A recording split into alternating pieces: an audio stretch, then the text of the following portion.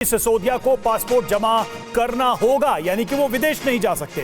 हर सोमवार थाने में हाजिरी देनी होगी और सिसोदिया गवाहों को प्रभावित करने का प्रयास नहीं करेंगे। पीयूष के पास चलेंगे। पीयूष, केजरीवाल को जब एक तरीके से एक शुरुआती राहत मिली थी तब भी कुछ शर्तें लगाई गई थी। इस मामले में क्या शर्तें बताई जा रही हैं, जैसे थाने में जाना हर मंडे को, या फिर पासपोर्ट को लेकर, इन्फ्लुएंस नहीं करने को लेकर, सीएम ऑफिस विजिट को लेकर, क्या क्या कहा गया है कोर्ट से?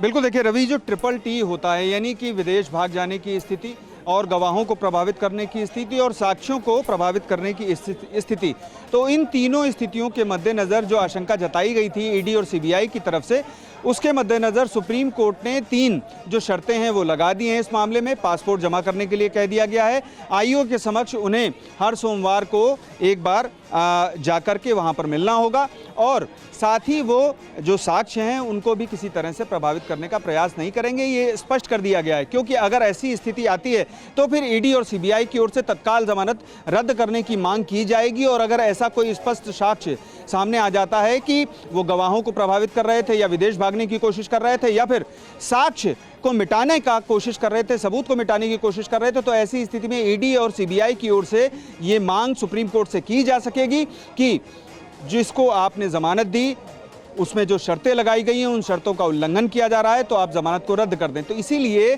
जो आशंका ईडी और सीबीआई की ओर से जताई गई थी उस पर सुप्रीम कोर्ट ने ये 3 शर्तें उनके समक्ष रख दी हैं।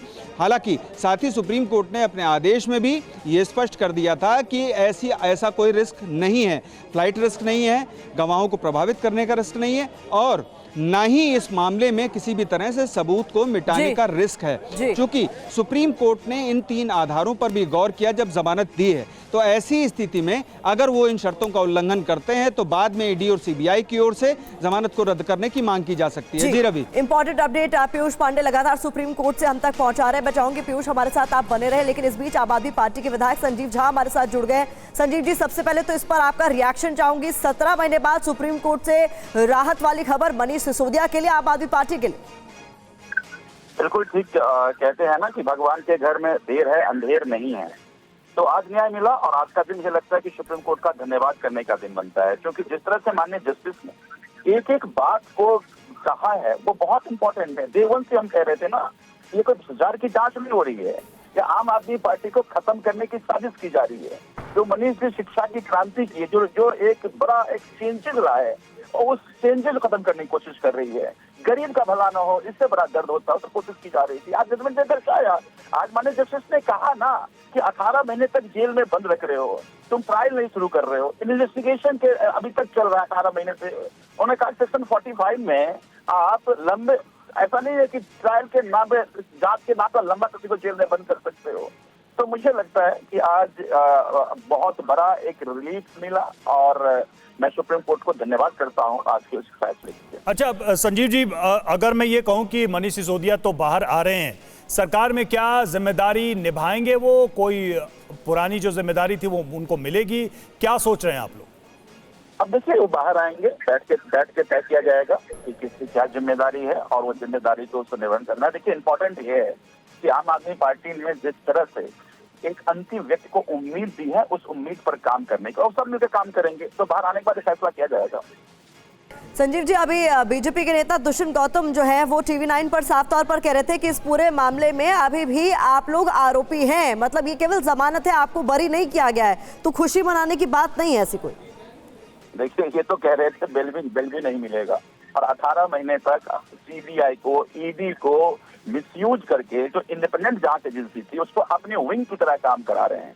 अब देखिए ना, जजमेंट में किस तरह से डॉक्यूमेंट प्रोवाइड नहीं किया जा रहा है, डॉक्यूमेंट अनलाइज डॉक्यूमेंट मांग रहे हैं वो नहीं दी जा रही है, सारी बातें जजमेंट में आ गया ना। जो हम डे 1 से कह रहे थे, ये तो सब बात को नकार रहे थे, ये तो कह रहे थे कि नहीं कोई अन्याय नहीं हो रहा है। अब हमें जो गवाही दी गई है, उस गवाही में जो अनलाइज डॉक्यूमेंट है वो प्रोवाइड नहीं किया जा रहा है, जानबूझकर डिले किया जा रहा है। तो भारतीय जनता पार्टी की कोशिश है ही ना कि ये दिल्ली में जो काम हो रहा है वो काम ना हो, आम आदमी पार्टी जो जगी है उम्मीद खत्म हो जाए। तो इनके मुंगेरी लाल के हसीन सपने हैं, ये देखते रहे। देखिए, जनतंत्र में जनता मालिक होता है और जनता सबको जवाब देता, ये अधिकार जनता का ही है। हम सब बातों को जनता के बीच में जाएंगे। ठीक है संजीव जी, बहुत बहुत शुक्रिया आपका हमसे बातचीत करने के लिए। और पीयूष के पास एक बार फिर से चलेंगे। पीयूष, जिस तरह से कोर्ट ने ये कहा है कि कोई भी ऐसी स्थिति न हो कि मनीष सिसोदिया मामले को, गवाहों को, तथ्यों को प्रभावित करे, तो क्या बाहर आने के बाद वो सरकार के अंदर कोई बड़ी भूमिका फिर से ले सकते हैं? और क्या ये माना जाए कि किसी बड़े पद को लेने के बाद, चाहे वो कैबिनेट का पद हो, लेने के बाद वो गवाहों को प्रभावित नहीं करेंगे?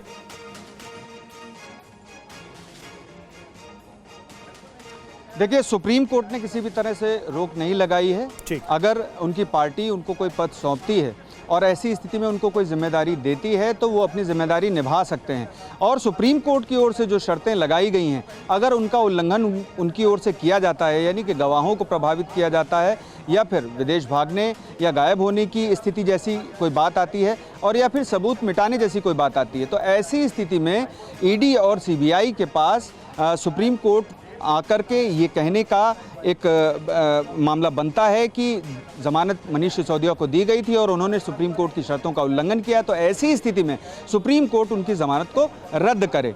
लेकिन फिलहाल सुप्रीम कोर्ट ने उनके किसी भी पद में रहने या फिर उनको कोई पद या जिम्मेदारी मिलने पर रोक नहीं लगाई है। वो कोई भी जिम्मेदारी निभा सकते हैं। देखना यह है कि पार्टी उनको किस तरह की जिम्मेदारी प्रदान करती है और किस तरह से वो इन जमानत की शर्तों को निभाते हैं। अगर किसी भी तरह से वो जमानत की शर्तों का उल्लंघन करते हैं तो ऐसी स्थिति में ईडी और सीबीआई के पास ये रास्ता है कि वो सुप्रीम कोर्ट के समक्ष आए और ये स्पष्ट करे कि आखिर मनीष सिसोदिया की ओर से, सुप्रीम कोर्ट की ओर से लगाई गई शर्त का उल्लंघन किया गया है, तो ऐसी स्थिति में उन्हें दोबारा जेल भेजा जाए। लेकिन फिलहाल सुप्रीम कोर्ट ने उन्हें जमानत दे दी है और जो शर्तें रखी हैं उनका अनुपालन मनीष सिसोदिया को करना होगा। और रहा सवाल उनके पद का, तो अब ये देखना होगा कि पार्टी उन्हें किस तरह से क्या जिम्मेदारी प्रदान पर करती है। एक चीज और क्लियर कीजिएगा, जब संजय सिंह को जमानत दी गई थी तो ये साफ किया गया था, शर्त थी ये सीधे तौर पर कि आप अपने केस के बारे में बात नहीं करेंगे। ऐसे में जब हमने देखा संजय सिंह बाहर आए तो वो घुमा फिरा के तमाम बातें मीडिया के सामने रख रहे थे। अरविंद केजरीवाल का केस मीडिया के सामने रख रहे थे कि कैसे उन्हें जेल में रखने का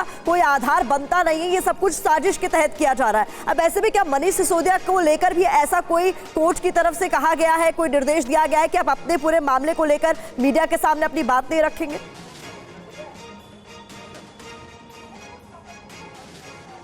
देखिए, सुप्रीम कोर्ट ने अपने आदेश में ऐसी किसी भी स्थिति का जिक्र नहीं किया है जैसा कि संजय सिंह के मामले में किया गया था। हालांकि संजय सिंह के मामले में उन्हें सिर्फ ये ताकीद किया गया था कि वो अपने जो केस है उसके बारे में मीडिया में जिक्र नहीं करेंगे। हालांकि उनकी ओर से जो बयानबाजी की गई वो अपने केस को छोड़ करके इतर मामले में की गई, तो ऐसी स्थिति मनीष सिसोदिया के मामले में नहीं है। और देखना ये होगा कि सुप्रीम कोर्ट की ओर से जो शर्तें तय की गई हैं जमानत के लिए, उनको वो किस तरह से निभाते हैं।